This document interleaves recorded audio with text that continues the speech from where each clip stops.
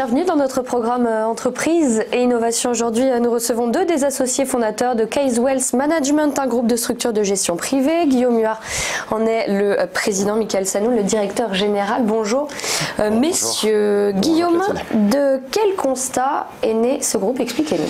Alors, c'est très simple. En fait, on a créé le groupe, si vous voulez, à un moment où on s'est dit on a énormément d'expertise sur des domaines très précis et finalement, aujourd'hui, les clients ont des besoins qui, eux aussi, sont très précis mais ont besoin d'un conseil plutôt global.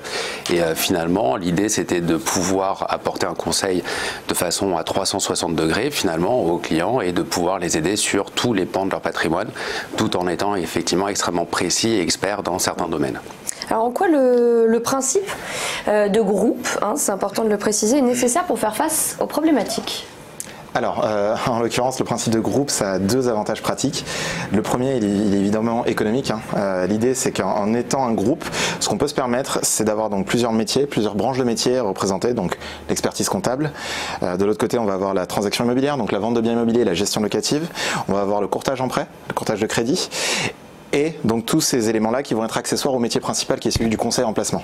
Donc l'idée d'avoir un groupe, c'est de mutualiser donc l'ensemble de ces coûts-là pour pouvoir fournir un service qui est pas forcément plus coûteux, au contraire, mais en tout cas qui est mutualisé, donc qui est naturellement plus abordable, je pense, pour la plupart des personnes aujourd'hui, et c'est un peu l'objectif d'ailleurs de Case, c'est de s'adresser à tout le monde.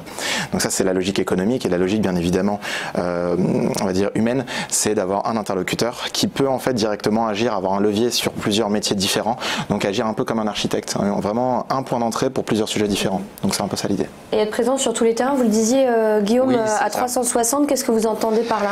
En fait, quand on parle de 360 degrés, on parle essentiellement d'avoir un généraliste, mais qui va pouvoir se reposer sur un certain nombre d'expertises. Finalement, quand vous allez chez votre médecin, lui il est généraliste et il va vous envoyer chez un expert. Il va vous dire, il va faire un diagnostic, il va vous dire voilà, par exemple vous souffrez de telle chose, mais on va aller vérifier chez un expert que c'est bien le cas. Le problème, c'est que vous allez rallonger les délais puisque vous allez devoir aller chez l'expert et effectivement, une fois que c'est fait, revenir chez votre généraliste et puis finalement la machine elle se met en marche. Nous, l'idée, c'est comme le disait Michael, finalement d'avoir une vision à 360 degrés mais d'internaliser les expertises pour gagner du temps et finalement être beaucoup plus professionnel avec nos clients et pouvoir les accompagner sur du long terme. Alors bénéfice, le temps, on l'a compris, Michael, quels autres avantages? Ce qui manque aujourd'hui énormément, c'est être client-centric, donc être orienté sur une relation client. Je pense que c'est un peu le sens de l'histoire d'ailleurs, avec beaucoup d'automatisation de manière générale dans plein de métiers différents, en passant par la santé, en arrivant sur les techs et autres.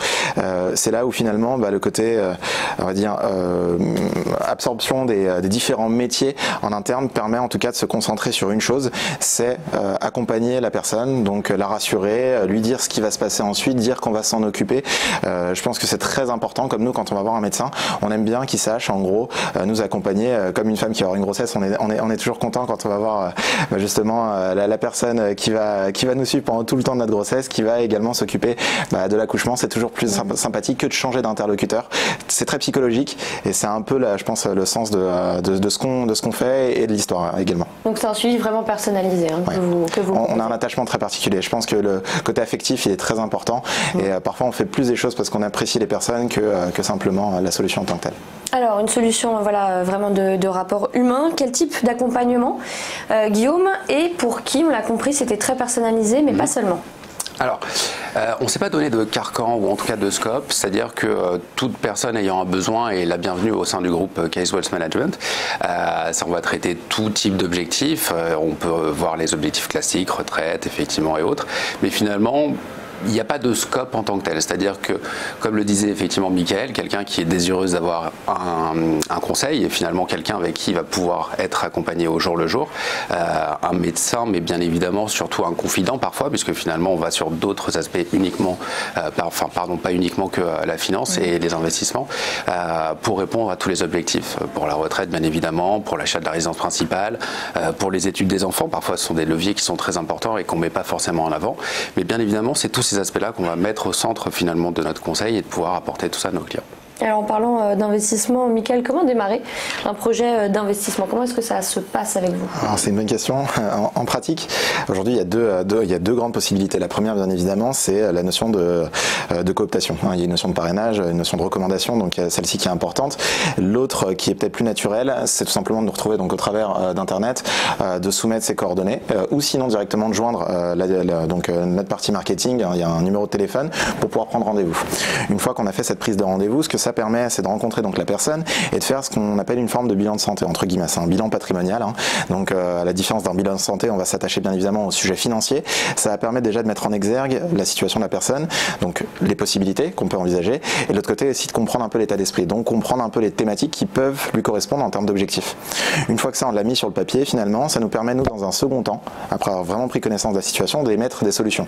Donc, on fait des recommandations avec avantages et inconvénients, et bien évidemment, l'idée, c'est que la problématique qui était abordée à la base, on y trouve des bonnes solutions et que ce soit pertinent, parce que sinon c'est quand même un peu dommage. Et puis après, dans un troisième temps, bien évidemment, il faut aborder le sujet, avancer. Donc la question, c'est de savoir si justement ça nous parle ou pas.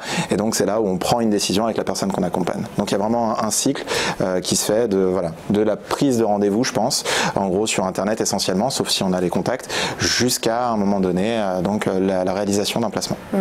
Il faut prendre évidemment le contexte en vue, avec la baisse des taux d'intérêt par exemple. Quel placement aujourd'hui vous conseillez chez Case Wealth Management? Comment est-ce qu'il faut réagir face à ça? Alors, c'est une très bonne question. Le premier bon réflexe, c'est finalement d'être conseillé, d'être accompagné encore une fois. On le voyait à l'instant sur l'écran, il y a plein d'objectifs et finalement, il n'y a pas une réponse ou un investissement réalisé, mais ça va être une multitude de choses qu'il va pouvoir falloir réaliser. Et pour répondre aux objectifs, il n'y a pas une seule voie, mais il y en a plusieurs. C'est pour ça que finalement, encore une fois, on revient à cette vision globale, c'est qu'on va pouvoir conseiller sur plusieurs orientations et pouvoir accompagner et apporter beaucoup plus de choses finalement qu'un spécialiste ultra spécifique ou en tout cas très dans son domaine. Donc finalement, il n'y a pas une seule réponse, il y en a plusieurs, bien évidemment. Après, ça va dépendre de la situation de la personne et de ses besoins futurs. Après, il faut que ce soit adaptatif et que ça puisse effectivement évoluer dans le temps, puisque le contexte, vous en parliez, lui, est extrêmement dense aujourd'hui, extrêmement fort. C'est pour ça que vous avez besoin d'être accompagné. Sinon, vous allez vous retrouver sur Internet, ça va être la jungle ou ce genre de choses. Et finalement, il y a un moment où on ne prend plus de décision et on n'avance pas. Et finalement, c'est quelque chose qui est, négatif sur le long terme, puisque finalement, c'est l'action qui permet de remplir tous les objectifs à court terme, mais surtout à long terme aussi. C'est-à-dire que plus vous prenez le taureau par les cornes tôt, et mieux c'est, en fait. Autre problématique qui se pose, comment pallier les rendements des fonds en euros qui ont tendance à baisser? C'est ce que vous allez nous expliquer, Mickaël. Oui, alors effectivement, en l'occurrence, dans la logique de la baisse des taux qu'expliquait Guillaume, la baisse des fonds en euros et de manière générale, en fait, la baisse de tous les placements à capitaux garantis, ça vient d'un élément très simple, c'est qu'aujourd'hui, malheureusement, donc les taux, donc les obligations par définition présentent le placement le plus sécuritaire aujourd'hui et que c'est représenté par l'essentiel de l'épargne des Français. Aujourd'hui, plus de 60% des liquidités des Français sont épargnées en fonds en euros et en livret bancaire classique. Et pour garantir ces placements, naturellement, les organismes garants, donc les assureurs ou les banques, doivent, eux, de leur côté, placer ces liquidités sur un environnement de placement qui est très limité. Ils ont un univers qui est très limité pour proposer cette garantie et de facto, ils proposent naturellement une rentabilité très maigre. Dans cette idée-là, une fois qu'on l'a constaté, la philosophie, c'est bien évidemment d'y pallier. Pour y pallier, c'est très simple. Il faut avoir une approche plus sophistiquée et se poser les questions fondamentales. Donc comprendre quel est l'horizon de placement de la personne et quels sont réellement ses objectifs. C'est en fonction de ça, en réalité, qu'on va mieux placer finalement, ou en tout cas qu'on va mieux calibrer le placement. Prenons une idée très simple. Un placement, par exemple en action, sur une année, il peut poser difficulté. On n'est pas sûr et certain, en l'occurrence, de pouvoir ressortir gagnant en termes de bilan financier. Par contre, sur une dizaine d'années, c'est vrai que c'est compliqué d'imaginer le contraire. On peut le voir de manière générale avec l'essor, par exemple, de la gestion d'actifs. C'est un secteur qui est bien évidemment très puissant aujourd'hui et qui draine l'essentiel des épargnes investies sur les marchés. Et là, pour le coup, ce que j'allais vous dire, c'est que bien évidemment, si c'est un secteur qui est proliférant depuis très longtemps, c'est aussi ce qui fait du sens pour l'épargne investie en action. Prenons le cas, par exemple, dans le cadre immobilier. Dans le cadre immobilier, on sait qu'un placement immobilier délivre sa performance assez rapidement en 5-10 ans. En tout cas pour l'essentiel du moins.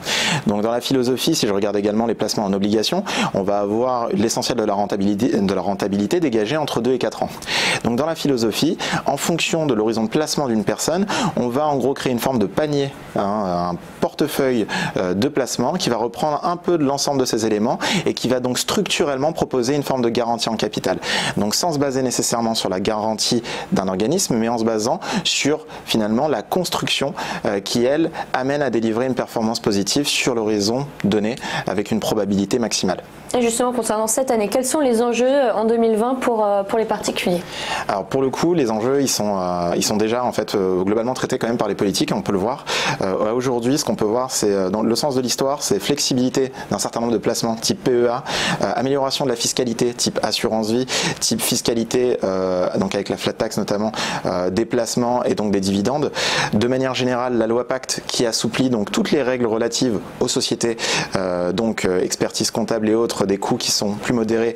De l'autre côté, accessibilité à un plan d'épargne retraite qui a une nouvelle flexibilité également en termes de déblocage anticipé, notamment en cas d'achat de résidence principale, mais pas seulement en cas de retraite. Donc en l'occurrence, tout le sens de l'histoire va dans l'optimisation, on va dire, l'ouverture d'un certain nombre d'enveloppes de placement. Et donc aujourd'hui, ça complexifie forcément le choix pour un particulier, et donc il faut nécessairement être accompagné pour savoir justement ce vers quoi s'orienter. Et bien évidemment, une fois qu'on a choisi toutes ces enveloppes-là, l'objectif est de répondre alors à des thématiques qui ont été soulevées lors d'un rendez-vous avec son conseiller. Donc c'est réellement préparer ma retraite, c'est à un moment donné financer les études, certes, acheter une résidence principale, c'est lancer mon entreprise, c'est protéger mon conjoint. Tous ces objectifs-là, en l'occurrence, qui justement sont accessibles au travers de ces solutions. Et enfin, pour conclure, on a parlé des objectifs des particuliers. Les objectifs pour Case Wealth Management, Guillaume, avec vous, quels sont-ils? Bien sûr. Alors, ils sont multiples, il y en a plusieurs. Déjà, c'est de continuer dans la voie qu'on a effectivement lancée, être toujours un peu plus expert dans ce qu'on sait déjà faire et pousser le modèle, on va dire, un petit peu plus loin. Agréger de nouvelles compétences. Alors, c'est des compétences qui vont être bien sûr dans des expertises différentes, un petit peu plus peut-être dans l'asset management, dans ce genre de choses, des chantiers qu'on n'a pas encore forcément, on va dire, trouvé ou réalisé. Et bien évidemment, de continuer ce qu'on sait faire en termes de croissance organique par la recommandation de nos clients, puisque finalement, une fois que vous avez trouvé la bonne personne, vous le recommandez effectivement fortement. Et ensuite, on peut aussi voir une partie de croissance bien évidemment un peu plus externe, c'est-à-dire effectivement des clients qui aujourd'hui vont être de moins en moins accompagnés par des conseillers qui vont peut-être partir à la retraite. Il y a d'autres possibilités, c'est des CIF qui, par le poids réglementaire aussi, aimeraient peut-être être accompagnés sur ce genre de sujet. Et finalement, c'est agréger tout ça. Et ensuite, effectivement, c'est de toujours avancer et d'être resté dans cette dynamique qui est la nôtre et celle qu'on aime aujourd'hui, quoi. Merci beaucoup Guillaume Muir et Mickaël Sanoun d'avoir été nos invités, et on se retrouve très vite dans notre émission Entreprise et Innovation.